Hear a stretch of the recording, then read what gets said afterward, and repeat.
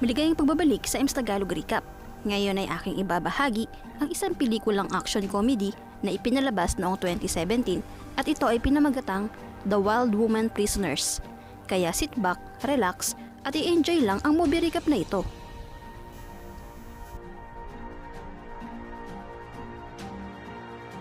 Magsisimula ang pelikula sa mga sasakyan ng pulis na may sakay ng ilang mga kriminal. Hindi nagtagal, nakarating ang mga pulis sa isang lugar, at may naghihintay sa kanila na eroplano. Pagkatapos ay ginabayan ng mga pulis ang 7 kriminal para makasakay sa sasakyang panghimpapawid.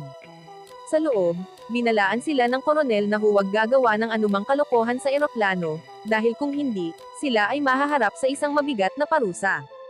Pagkatapos nun, nagsuot ng headphone ang koronel at umalis na ang eroplano, at pupunta na sila sa kanilang destinasyon.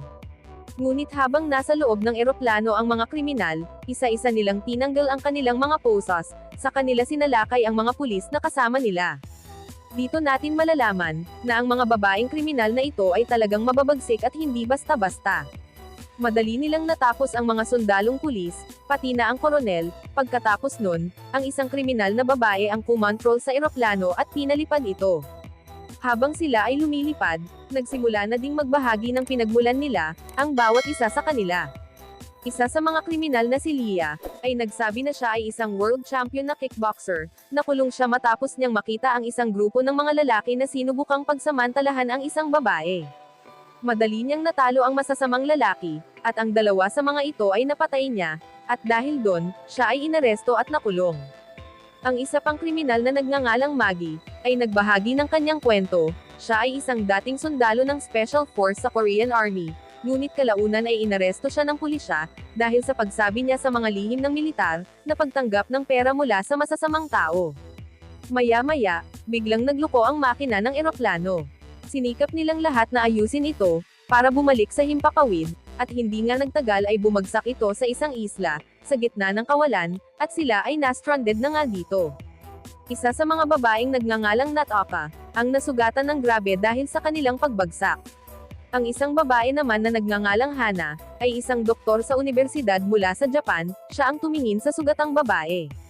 Sinabi niya sa lahat, na ang mga tinamong pinsala ni Nataka ay hindi naman delikado at nakamamatay. Nagpasya naman si Maggie na manguna sa kanila, at sinabi niya sa mga babae na dapat nilang tuklasin ang isla, at maghanap ng kanilang masisilungan. Matapos nilang maglakad ng ilang oras, sumapit na ang gabi, gumawa sila ng isang siga, at ginagamot naman ni Hana ng nakuha niyang halaman sa paligid ang mga sugat ni Nataka. Tinanong ng lahat si Hana, kung paano siya nabilanggo. Sinabi naman sa kanila ni Hana na nagbebenta siya ng ilegal na droga, upang mapakain niya ang 3 niyang anak. Maya-maya, nakatulog na silang lahat, ngunit bigla din silang nagising dahil sa narinig nilang ingay ng tribo. Kinorner sila ng mga tribong lalaki sa gubat, at hinuli sila ng mga ito, at ikinulong sila sa isang malaking kulungan. Sinubukan din ng mga lalaki na kunin ang 2 sa kanila, ngunit inatake sila ni Leah at sinipa niya ang mga ito, at napabagsak niya. Agad nilang kinuha ang susi, at binuksan ang pinto upang sila ay makatakas. Habang tumatakas sila, inatake din sila ng ilang kalalakihan, ngunit agad din nila itong napataob. At nang dumating pa ang ilan pang mga lalaki, biglang binaril ng pinuno nilang si Tiger ang isa niyang tao, at namatay ito. Dahil sa takot, itinigil ng mga babae ang kanilang pag-atake, hinutusan din ni Tiger ang kanyang mga tauhan na kunin silang lahat. Kinaumagahan, inanyayahan ni Tiger na may suot ng normal na damit, ang mga babae para kumain. Dahil matagal silang hindi nakakain, agad na kinain ng mga babae ang pagkain na nasa kanilang harapan. Tuwang-tuwa naman si Tiger sa kanyang mga nakikita, at nang makita niyang hindi kumakain si Maggie. Inalok niya ito ng pagkain, ngunit tumanggi pa din ito. Sa halip, tinanong siya ni Maggie kung sino siya. Sinabi naman ni Tiger na dati siyang piloto 6 na taon na ang nakalilipas, at isang araw daw, habang maghahatid siya ng ilang mga bagay, biglang nawalan ng kontrol ang kanyang eroplano, at siya ay bumagsak sa isla. Inatake siya ng mga tribesmen, ngunit nauwi lamang iyon sa pagiging pinuno niya, dahil mayroon siyang baril, at kaya niya silang patayin kahit na anumang oras. Tinanong naman siya ng babaeng si Angie, kung papalayain ba sila nito pagkatapos nilang kumain, ngunit kumuha lamang ng soccer ball si Tiger. Sinabi niya sa mga babae, na kung mananalo sila sa isang laro ng soccer, ay hahayaan na nila silang makaalis, at kung matatalo naman sila, magiging alipin din sila nito magpakailanman. Bagaman hindi nila alam kung paano maglaro ng soccer, at wala silang maisip na paraan para manalo, hindi sila pumayag sa alok nito. Sinabi naman ni Maggie kay Tiger na bigyan sila ng isang araw para makapag-ensayo at makapaghanda, pumayag naman ang pinuno ng tribo. Pagsapit ng gabi, tinalakay nila ang tungkol sa paglalaro ng soccer. Sinabi naman ng nagngangalang Angelina sa kanila, na tumakas na lamang sila, dahil imposible daw na sa loob ng isang araw ay magaling na sila sa paglalaro ng soccer. Sinabi naman sa kanila ni Maggie, na kung bumagsak ang eroplano ni Tiger sa isla, malamang daw ay naroon pa din iyon. Sinabi naman sa kanila ni Hannah, na imposible silang makapunta sa eroplano, dahil silang lahat ay nakakulong sa hola. Nakaisip naman si Nataka ng isang ideya at ginamit niya ang kanyang kagandahan, para akitin ang mga lalaking nagbabantay sa kanila. Ang dalawang lalaki naman ay natulala sa kanya, kaya pumasok ito sa loob ng hola, at doon na nga nila inatake ang kanilang bantay. At habang tumatakas sila, muli silang tinambangan ni Tiger. Nagalit sa kanila si Tiger, dahil sinira nila ang kanyang tiwala. Sinabi din sa kanila nito, na magboluntaryo ang 4 na babae para patayin niya. Wala namang may nais sa gusto niya, kaya isa-isa niyang itinutok ang baril sa kanilang lahat, at bago niya iyon iputok, sinabi sa kanya ni Maggie, na magkukulang sila ng manlalaro para sa soccer game, kung papatayin niya ang 4 sa kanila. Dahil inaasahan niya ang laro, kumuha na lamang ng 4 na babae si Tiger, para pagsamantalahan sila bilang parusa. Pagkatapos niyang gawin ang gusto niya sa mga babae, ipinabalik niya ito sa kanilang hola. Ibinigay din sa kanila ni Tiger, ang magiging uniform nila para sa kanilang soccer game kinabukasan. Pagkaalis niya sa hola, gumawa ng isang ritual si Tiger, habang hawak niya ang bola ng soccer ball. Kinabukasan, naghanda ang mga babae para sa kanilang magiging laro. Pagdating nila, sinabi sa kanila ni Tiger na siya ang magiging referee, at agad nang sinimulan ang laro.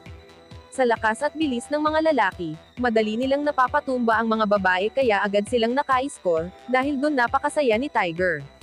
Habang nagpapatuloy ang laro, ang isa sa mga babae ay napabagsak na nga ng bola, at naka-score pa ang kanilang kalaban, at nakakuha na ng 4 na puntos ang mga kalalakihan.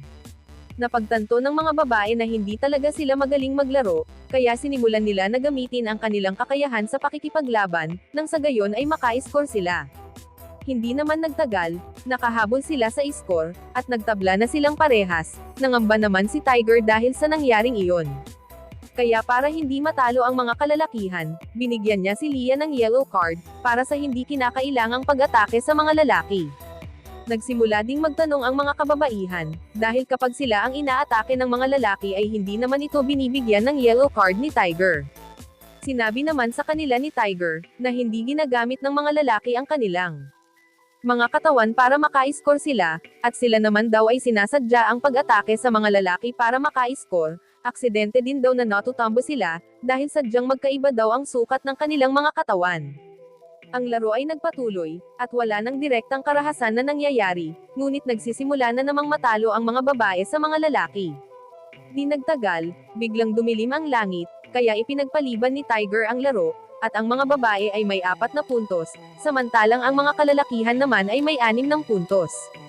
Sinabi niya sa lahat, na muli nilang ipagpapatuloy ang laro kinabukasan, at kung sinong koponan daw ang umabot ng 10 puntos, sila na ang panalo. Sinabi din ni Tiger sa kanyang mga tauhan na buksan ang mga buko, na para sa mga babae, nagmamadali naman ang mga babae na inumin ang sabaw nito. Nakita din ni Maggie ang isang espada, at agad niya itong itinago sa ilalim ng lupa. Dinala sila ng mga lalaki sa isang talon upang maligo, at ng oras ding iyon, nakita ni Maggie si Hannah na gumagawa ng lason, gamit nito ang ilang halaman saka sila umalis. Pagsapit ng gabi, habang natutulog ang mga babae, ginising sila ni Tiger sa pamamagitan ng pagpapaputok ng baril. Inutos din ni Tiger sa kanyang mga tauhan na itali sina Maggie at Hannah, at sinabi din nito sa kanila, na alam niya ang tungkol sa plano nilang paggamit ng droga para sa mga kalalakihan, at para matalo nila ang mga ito. Bilang parusa sa kanilang dalawa, hinagupit sila at binalaan na huwag nang muling gagawa ng kahit na anumang bagay, dahil kung hindi ay gagamitin niya ang kanyang baril. Kinaumagahan, muli silang bumalik sa soccer field, para ipagpatuloy ang kanilang laban. Gamit ang isang bagong diskarte sa paglalaro, mabilis na nakapuntos ang mga babae, at agad pang nasundan iyon ng 3 puntos.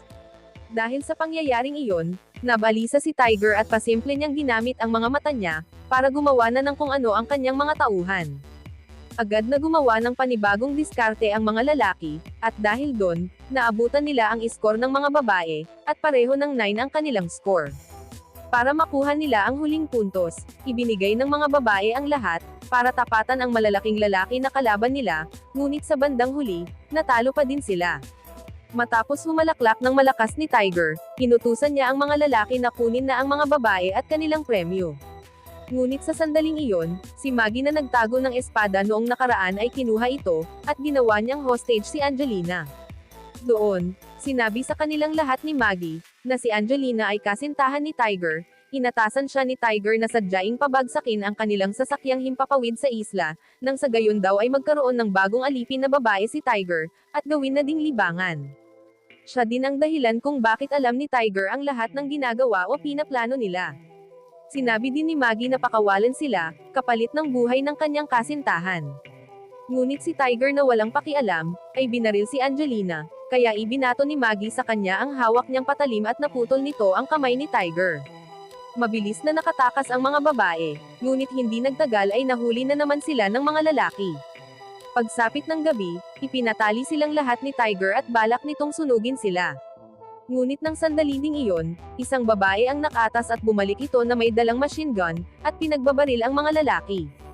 Pagkatapos nun, ipinasa niya ang mga baril sa iba pang mga babae, at hindi nagtagal, isang shootout ang sumiklab.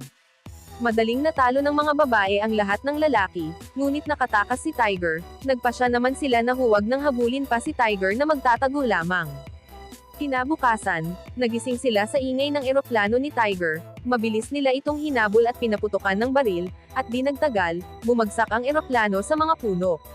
Nalungkot din ang mga babae dahil wala na silang masasakyan pa, para makaalis sa isla. Nang sandali ding iyon, nakita nila ang isang bangka ni Tiger, ginamit nila ito upang makatakas sila. Pagkatapos ng ilang oras na paglalakbay nila, napunta sila sa isang bagong isla, at nang sa tingin nila ay ligtas na sila, nagsaya sila at humiga sa buhangin. Nagtatapos ang pelikula, sa isang dinosaur na hinihintay silang magising.